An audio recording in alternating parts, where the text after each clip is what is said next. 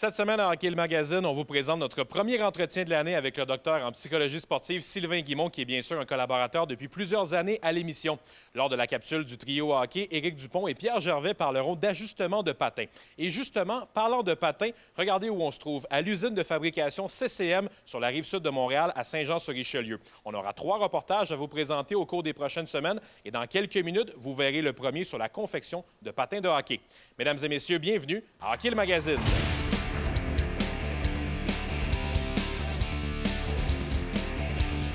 Hockey le Magazine est présenté par Sport Rousseau, Hockey Expert et l'entrepôt du hockey. En collaboration avec Accès Physio, ayez accès à la même qualité de soins que les athlètes de haut niveau. Et par Pierre Gervais en prolongation, en vente partout. Cette semaine, Hockey le Magazine a l'immense plaisir de se retrouver sur la rive sud de Montréal, à Saint-Jean-sur-Richelieu, à l'usine de fabrication de patins CCM. Je suis en compagnie d'Alex Bissonnette, qui est chef senior des opérations ici à l'usine. Alex, peut-être d'abord, présente-nous l'usine et l'endroit où on est. Bien, merci pour l'opportunité de venir faire ce reportage. CCM est ici établi depuis 1964 à Saint-Jean-sur-Richelieu, sur la rive sud de Montréal. Qu'est-ce qu'on produit ici? C'est des patins élites, des produits élites, des casques, des gants et des pantalons aussi. J'ai bien hâte d'aller voir ça. Je t'amène maintenant avec moi. On s'en va dans l'usine puis on va aller voir comment ça se fait concrètement un patin. C'est bien. Alors, Alex, évidemment, il y a énormément d'étapes pour la fabrication d'un patin. Il y en a des dizaines. On en a ciblé quelques-unes qui sont principales. Mais la première chose à savoir, c'est que quand vous recevez la botte, il y a énormément d'étapes qui suivent ensuite. Oui, ensuite, quand on reçoit la botte, vous allez voir qu'il y a un élément de personnalisation qui est disponible au niveau des joueurs élites puis les joueurs concerts. On peut faire les hauteurs de bottes nécessaires. Donc, qu'est-ce que maintenant fait Guy? C'est un type de patronage. Il va venir inscrire sur la botte avec un trait la coupe dont nous devons faire. Fait qu'il y a plusieurs éléments de personnalisation, la hauteur, le volume, tel que on va vous expliquer plus tard dans le reportage. Les grosseurs de cheville vont amener un volume différent. Donc, il y a plusieurs types de personnalisation qui se font à ce niveau-là. Puis, après, on va aller faire la découpe comme telle au niveau de l'acier. Alors, Alex, maintenant que la première étape a été faite avec le découpage de la botte, où est-ce qu'on est maintenant? Maintenant, on est à l'étape de la personnalisation des langues. Donc ici, l'employé Lynn va préparer la langue selon les spécifications du joueur. Donc, on peut avoir ici une pièce de cuir qui est en train de coudre avec la personnalisation du numéro 85. C'est une broderie que le joueur a demandé. On va coudre la protection de lace bite qu'on appelle sur la langue. Ensuite, le tout sera assemblé avec l'épaisseur du feutre et de la couleur du feutre choisi par le joueur. Pendant qu'on se déplace vers le prochain endroit que tu voulais nous montrer, c'est intéressant de constater à quel point il y a beaucoup d'étapes qui sont faites au Québec réellement, là.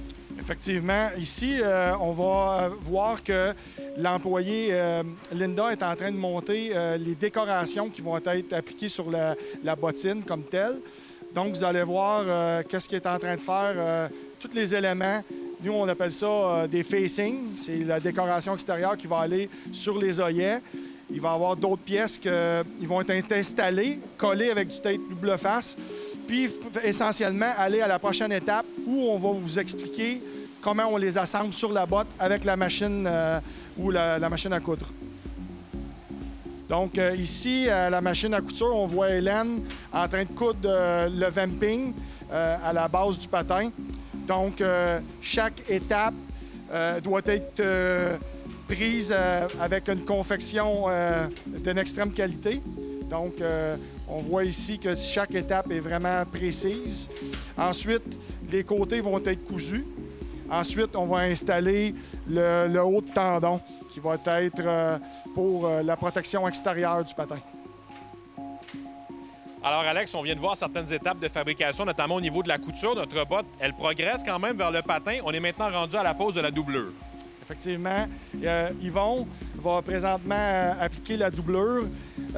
Les formes que vous voyez qui est en train d'appliquer puis de coller, ainsi que le type de doublure sont différents de joueur en joueur. Il y a plusieurs types de formes ou de confort demandés par le joueur ou de doublure. On va avoir de la doublure qui est en Ilex ou de la doublure en Clarino un simili-cuir, si on veut expliquer, ou en hache, qui est encore plus ressemblant à du vrai cuir. Donc, à cette étape-ci, c'est le collage, la préparation, l'installation de la doublure. Et ce qui est important dans un patin, dans tout type de patin, c'est d'éviter les plis dans la doublure qui sera excessivement désagréable pour le patineur professionnel. Alex, je te laisse poursuivre à l'étape où on est rendu. On approche quand même de la fin, là. Ici, on va installer le bout dur, qui est un élément de protection pour le joueur, pour recevoir les lancers frappés, qui sont d'une vitesse de plus en plus haute maintenant. Donc, ici, l'employé Francine va, à l'aide de rivets, installer le bout dur. Ensuite, l'étape finale sera la pose de la lame sur la bottine. Donc ici, ce qu'on fait, c'est l'alignement de la lame avec le porte-lame et la lame. Il y a plusieurs joueurs qui aiment avoir un porte-lame plus grand ou dans les spécifications standards. Donc ici, ça va être à la préférence du joueur. Donc il y a des rivets qui sont plus courts à l'avant et plus longs à l'arrière. Puis finalement, l'étape finale va être la pose du cuivre qu'on met à l'arrière, qui va donner une force de résistance à la lame. Alex, au total, c'est plus de 70 étapes pour la création d'un patin. Évidemment, on les a pas tous vues, mais on a eu un bel aperçu de ce que ça peut être la création d'un patin. Merci beaucoup de nous avoir fait visiter votre usine puis vos entrepôts. On va avoir d'autres reportages aussi à voir dans les prochaines semaines. Merci beaucoup, c'est avec plaisir. Bonjour tout le monde, Danick Martineau au Collecte Édition en compagnie de Pierre. Salut. Pour la question de la semaine en lien avec les cartes de hockey. On présente un produit intéressant cette semaine, un produit que j'adore, un autre de mes favoris avec le Black Diamond, le Ultimate Collection. C'est une gamme qui ressemble un peu, c'est un produit un peu plus haut de gamme. Sont reconnus, en fait, moi ce que je préfère du produit, c'est les shields qui sont des 1 de 1, qui est les cuissons que les joueurs portent ici.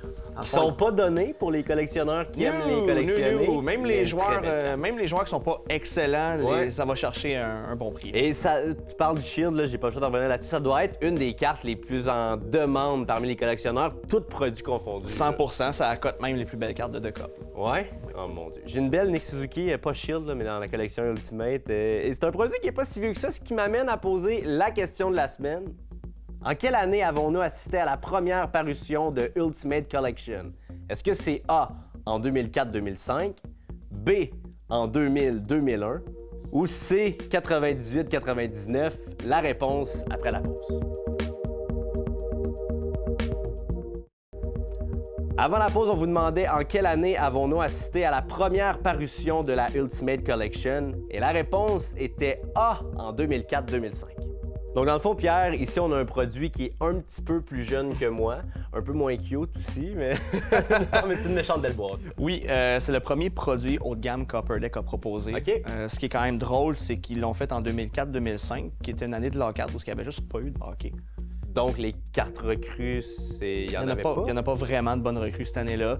Par contre, ça a perduré. L'année d'après, on a eu Crosby, puis c'est encore là aujourd'hui. Le produit marche bien. Des fois, ça prend pas de recrues pour en avoir des meilleurs les années d'après. I guess que oui. Merci beaucoup tout le monde. On se revoit la semaine prochaine. Encore une fois, cette année, à Hockey le Magazine, on a l'immense plaisir d'avoir le docteur en psychologie sportive, Sylvain Guimond, qui va être avec nous. Sylvain, qui est auteur, conférencier et évidemment docteur en psychologie sportive. On va faire plusieurs capsules au fil de la saison. Comme on le fait, Sylvain, depuis déjà 7 saisons quand même. Je ne veux pas le dire, mais ça fait quelques années. Je pense que c'est notre collaborateur le plus expérimenté dans l'équipe. Ah, je suis sûrement le plus vieux, ça c'est certain. Je sais pas si c'est l'expérience, mais effectivement, ça fait 7 saisons. Puis à chaque année, je suis vraiment très heureux de venir parler avec toi, Jasmin. C'est tout le temps intéressant. Tes questions sont très pertinentes. Fait que j'essaie d'être aussi intelligent que tu peux l'être. On va essayer de maintenir le standard, mais moi, pas trop élevé quand même.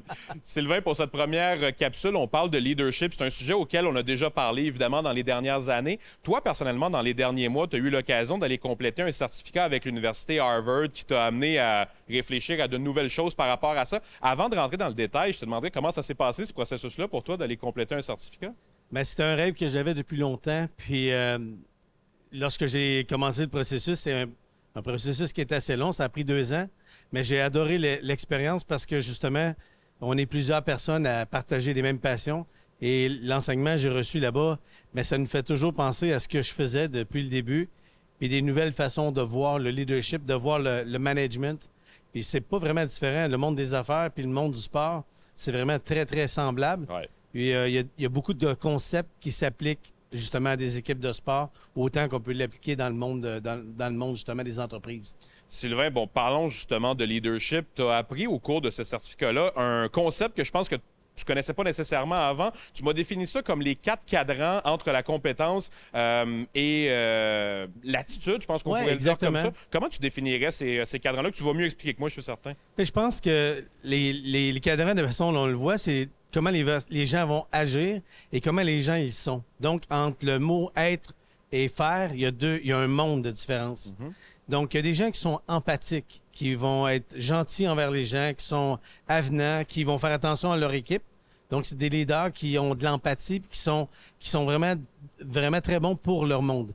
Tu as des leaders, tu as des gens qui sont différents, qui sont imbus d'eux-mêmes, qui sont axés sur eux. Donc, leur façon d'être, c'est très par rapport à eux-mêmes et leur carrière et d'essayer de s'élever. Et tu as des gens parmi ces gens-là qui sont soit des gens qui sont très compétents, qu'on va appeler talentueux, et des gens qui sont malheureusement pas très compétents ou qui n'ont pas tellement de talent. Donc, ça nous donne 4 cadrans. Ça donne soit des gens qui sont compétents et très empathiques. Donc, ça, c'est ce qu'on appelle... la meilleure chose à avoir. Ça, c'est comme toi. C'est ce qu'on appelle le lovable star. C'est les gens qu'on aime avoir dans une équipe parce que ils sont tournés vers les autres, ils vont faire en sorte qu'ils vont supporter les autres, puis ils vont les faire grandir, mais en même temps, ils sont compétents, ces gens-là. Ils ont énormément de talent, puis ils n'ont pas peur de le partager. Il y a des gens qui sont compétents, mais qui ne sont pas vraiment gentils et qui croient que parce qu'ils sont compétents, ils peuvent abuser ou tout simplement faire en sorte que tout est axé sur eux puis que les autres sont moins importants. Ces gens-là, souvent, on les garde trop longtemps dans les organisations, autant dans les organisations de sport, Leur dans les équipes. compétence va compenser un peu et on va peut-être les accepter davantage en raison de la compétence. Et ça, c'est une erreur. Parce que ces gens-là vont faire beaucoup de mal autour d'eux. Donc, c'est la même chose dans une équipe de sport. On peut avoir des gens qui sont extrêmement talentueux, mais s'ils sont axés seulement sur eux, bien, ils vont détruire les autres au lieu de les construire, au lieu de les aider. Et ensuite, tu as des gens qui sont incompétents, mais gentils. Ils font pas trop de tort, mais ça donne pas grand-chose. Puis tu as des gens qui sont incompétents et en plus qui sont pas gentils, mais ceux-là, on veut juste assurer qu'ils sont plus dans l'équipe. Parce que ces gens-là, effectivement, ils n'ont pas la façon de faire puis ils n'ont pas la façon d'être. Donc, ça va nuire à l'équipe. Donc, ces 4 cadrans-là, moi, la question que je pose toujours aux gens, c'est dans lequel de ces cadrans-là vous vous retrouvez? C'est déjà quelque chose d'important, je pense, de savoir dans quel cadran on est soi-même. Ça ne doit pas nécessairement être inné chez tout le monde de se comprendre soi-même dans ces cadrans-là dont tu parles. Ça, c'est un point important que tu amènes, Jasmin. C'est que pour être un bon leader, pour être quelqu'un qui va être capable de faire avancer les autres, une des choses qu'on doit avoir, c'est d'être capable de s'auto-évaluer soi-même et d'avoir une critique qui est juste, qui est pas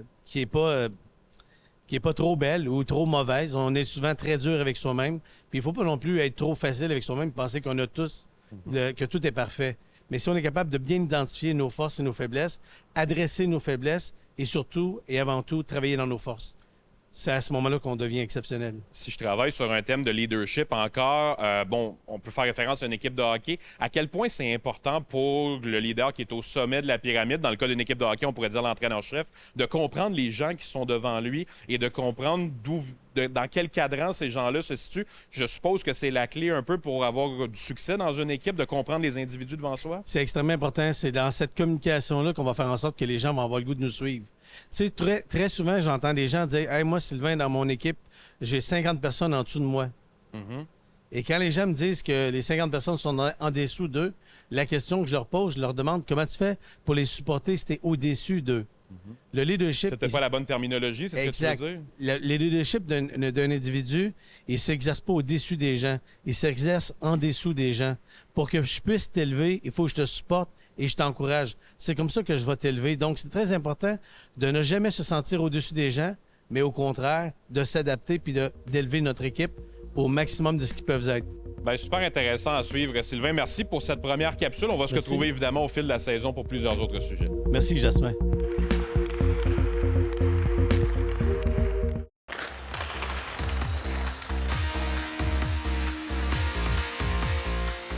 Cette chronique équipement est une présentation de Sport Rousseau, Hockey Expert et l'entrepôt du hockey. Bonjour à tous, bienvenue à une autre capsule d'équipement en compagnie d'Éric Dupont, le spécialiste hockey.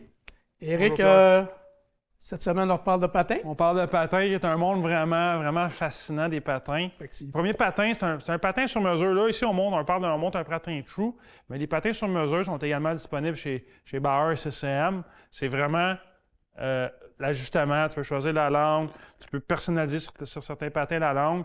C'est vraiment fait à ton pied. C'est vraiment de plus en plus populaire, surtout ces joueurs élites ou les joueurs qui ont peut-être des petits problèmes avec les pieds, qui ont vraiment de la difficulté à rentrer dans un patin. Je ne veux pas dire normal, mais un patin qui se retrouve dans une boîte en magasin. Des fois, des chevilles, il y a des petits problèmes d'alvéoles, des choses comme ça. Fait qu'un patin sur mesure, ça règle la plupart du temps la majorité des problèmes, en plus du confort. J'ai une question, moi je ne suis pas habitué dans un magasin. Là. Est-ce que c'est beaucoup plus dispendieux qu'un patin qu'on prend dans une boîte? Ou... Ben, c'est un petit peu plus cher qu'un patin dans une boîte, mais ça dépend du modèle si que vous tu le payez, ça vaut la peine. Exactement. Aucun doute là-dessus. Exact. C'est le confort quasi garanti quand tu as un patin sur mesure. Mais moi, je suis curieux de savoir, nous, en magasin, on sait comment le processus se passe. Tu fais scanner tes pieds, puis tu as un patin qui se fait construire dans une usine au Canada. Mais chez les Canadiens, comment ça se passait? J'imagine que la plupart des joueurs avaient des patins sur mesure. Oui, tous les joueurs ont des patins sur mesure. Toutes les compagnies ont des représentants qui sont attitrés pour les clubs professionnels.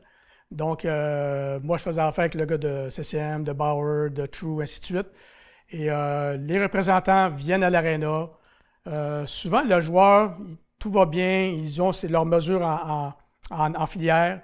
Quand je commande une paire de patins, ils font la paire de patins tels qu'ils sont. Beaucoup de joueurs de la Ligue nationale qui profitent de leur visite à Montréal pour aller visiter leur compagnie respective.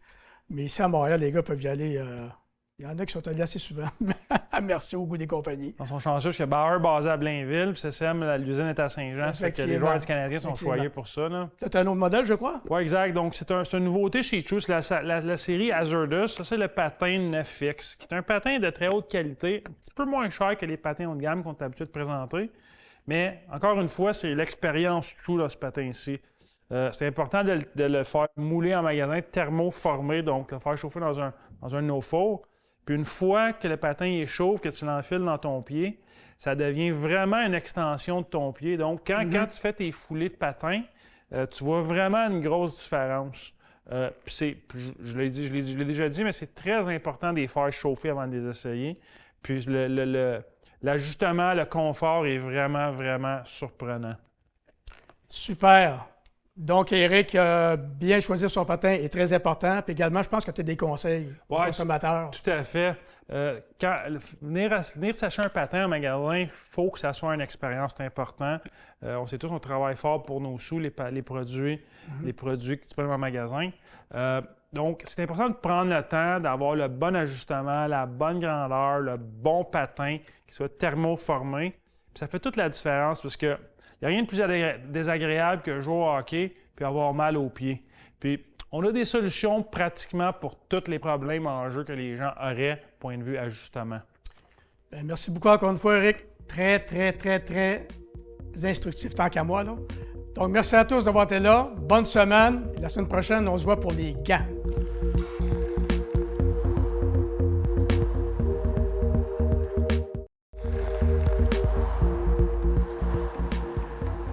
Cette semaine à Hockey le Magazine, pour notre segment Parcours vers le hockey professionnel, on a le plaisir de recevoir l'entraîneur adjoint du Canadien de Montréal, Alexandre Burrows, qui est avec nous, qui est évidemment, bien sûr, un ancien professionnel de la Ligue nationale. Alexandre, tu as commencé ton hockey dans l'ouest de la ville de Montréal, dans le coin de l'île Perrot. Quels sont tes premiers souvenirs quand je te parle de hockey mineur? Qu'est-ce qui te revient en tête en premier? Bien, je te dirais mon année Pee-Wee 2B avec plein d'amis d'enfance qui sont encore mes amis aujourd'hui. On avait une super belle année. On avait été au tournoi de Pee-Wee de Québec qui avait été marquant pour nous. Ouais. Puis on avait eu la chance de remporter quelques championnats de tournois, que c'était une très belle année. Puis surtout côté hockey, mais côté amitié, développer à l'adolescence. Puis maintenant, c'est encore des bonnes connaissances, des bons amis. Est-ce qu'il y a quelque chose qui te revient le plus en tête par rapport à comment cette passion-là a commencé pour toi? Je ne sais pas si tu puises loin dans tes souvenirs un peu. À quel âge tu as commencé à jouer au hockey? Est-ce que tu te rappelles de ton premier match? Je sais pas. Bien, pour être né dans les années 80, évidemment, le Canadien de Montréal, c'était toujours... je me rappelle à l'âge de 5-6 ans, là, le championnat en 86. Après ça, la défaite en 89 contre les Flames commençait. Puis là, évidemment, l'apogée en 1993. À 12 ans, d'être capable de suivre le Canadien de Montréal, de comprendre un peu qu'est-ce qui se passe, puis de vraiment développer la passion pour le hockey et pour l'équipe de hockey canadien de Montréal. Alexandre, tu as un parcours qui est évidemment différent de certains autres. Tu n'es pas nécessairement quelqu'un qui est passé par le chemin traditionnel. Qu'est-ce qui te rend le plus fier de ces années-là, d'avoir justement fait ton chemin jusqu'à jouer plus de 900 matchs dans le hockey de la Ligue nationale? Ouais, peut-être la longévité, évidemment, ça a été un chemin de gravelle au début, mais c'est de m'avoir accroché, même dans les moments les plus bas où est-ce que je me disais je devrais retourner à l'école puis abandonner ma carrière professionnelle, que ça soit après 2 ans dans la Ligue la côte Est, t'es loin de la Ligue nationale, là, à faire 400 $ par semaine, à habiter loin, puis tu vois tes amis qui finissent tout leur bac à l'université, puis toi, tu fais encore 400 $ semaine avec aucun diplôme, que je pense c'est de m'avoir accroché puis d'avoir continué de croire que c'était possible de me rendre. Puis ça se fait vite des fois dans le monde du hockey, on le voit assez rapidement que les situations changent rapidement, les opportunités changent rapidement, puis moi, de m'avoir accroché, d'avoir continué de croire en mon rêve, puis jamais lâché. Alex, en terminant, tu te fais la transition vers le monde de l'entraîneur, diriger une équipe assez rapidement après la fin de ta carrière professionnelle. Comment tu vis ça depuis quelques années, d'être maintenant dans un peut-être vue un petit peu plus 360 degrés, même si je sais que tu es au niveau du banc, là, mais de voir peut-être ça avec un petit peu plus de hauteur, ce qui se passe dans la carrière de ces jeunes-là? Bien, évidemment, je suis un passionné de hockey, que c'est le fun d'être encore autour de la game, puis si t'es pas sur la glace, être en arrière du banc, c'est ce qui est sûrement le plus proche d'être sur la glace, que je me plais beaucoup. Je me suis beaucoup plu pendant les 2 années et demie à Laval, à apprendre sous les ordres de Joël, ici avec Dominique puis Martin maintenant. Qu'est-ce qui m'impressionne le plus, c'est à quel point que nos jeunes, c'est des bons petits gars puis qui veulent bien faire. C'est sûr que maintenant, dans le monde d'aujourd'hui, on veut que tout arrive vite avec Amazon, Netflix, Amazon Prime, mais ça prend du temps, mais nos jeunes, ils veulent se développer, ils veulent bien faire.